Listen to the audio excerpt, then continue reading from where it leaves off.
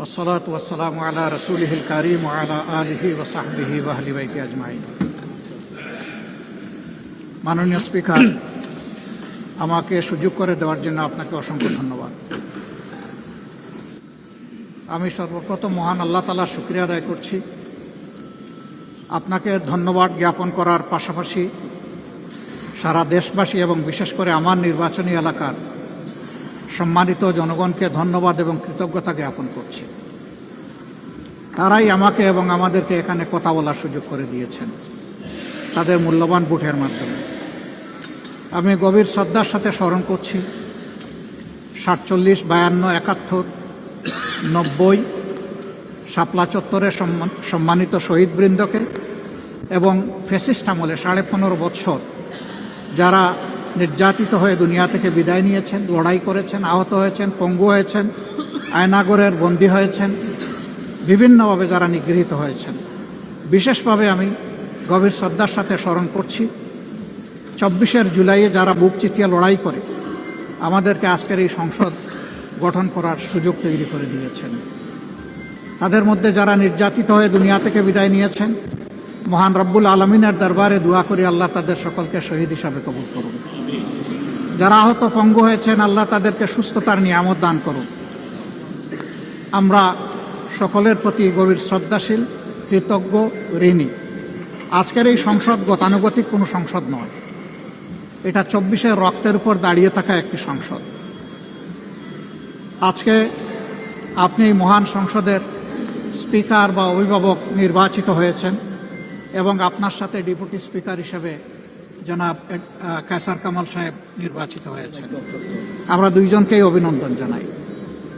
মাননীয় স্পিকার, বাংলাদেশের স্বাধীনতার পরপর 55টি বৎসর আমরা অতিক্রম করে এসেছি।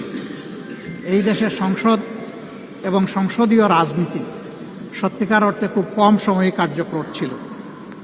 অল্প যেটুকু সময় ছিল জনগণ তার সুবিধা পেয়েছে।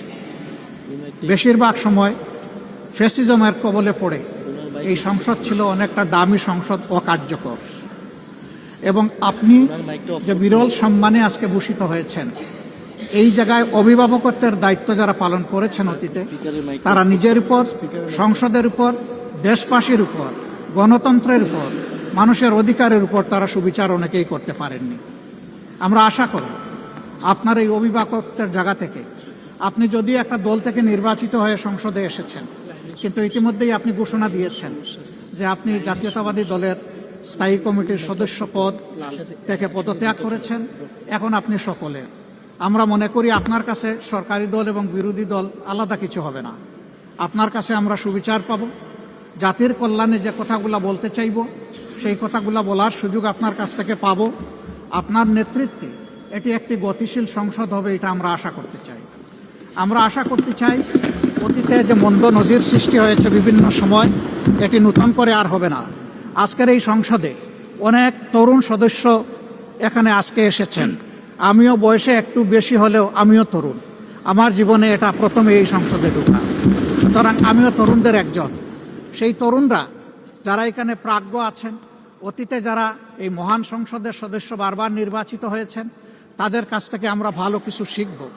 আমরা অতীতের সংসদগুলোতে দেখেছি এখানে দেশের মানুষের কল্যাণ বিবেচনায় আলোচনা না হয়ে মানুষের চরিত্র হননের জন্য এখানে বিপুল সময় ব্যয় করা হয়েছে। আমি আপনাকে বিনীতভাবে অনুরোধ করব, এই সংসদ যেন কারো চরিত্র হননের কেন্দ্রে পরিণত না হয়। আপনার কাছ থেকে কেউ সামান্যতম সুযোগও যেন এই ব্যাপারে না পায়। আমরা চাই এই সংসদ শুধুমাত্র জনকল্যাণে প্রতিষ্ঠিত হবে এবং পরিচালিত হবে। আমি আস্থাশীল, গভীর আস্থাশীল, আপনি একজন লড়াকু মুক্তিযোদ্ধা, আপনি পারবেন ইনশাআল্লাহ এই সংসদকে সফলভাবে নেতৃত্ব দিতে। আমরা আপনার সঙ্গত প্রত্যেকটি বিষয়ে কথা দিচ্ছি, আমরা আপনাকে সমর্থন দিব, সহযোগিতা দিব, আপনার জন্য দোয়া করব। আমরা আপনার কাছ থেকে শুধু ইনসাফ আশা করব। আপনি যদি এই সংসদের উপর ইনসাফ করেন, তাহলে 18 কোটি মানুষের উপর ইনসাফ করা হবে। কারণ রাষ্ট্রের গুরুত্বপূর্ণ 3টি অঙ্গের এটি হচ্ছে সবচেয়ে গুরুত্বপূর্ণ অঙ্গ। এই অঙ্গটা যখন সুস্থ সবলভাবে পরিচালিত হবে, বাকি 2টা অঙ্গ সরাসরি সেইভাবেই কাজ করবে। মাননীয় স্পিকার, আবারও বলি, জুলাইয়ের রক্তের উপর দাঁড়িয়ে এই সংসদ জুলাইয়ের একটা প্রত্যাশা ছিল, একটা মাত্র স্লোগান ছিল, উই ওয়ান্ট জাস্টিস। আমি আবার এটা এখন উচ্চারণ করলাম, উই ওয়ান্ট জাস্টিস।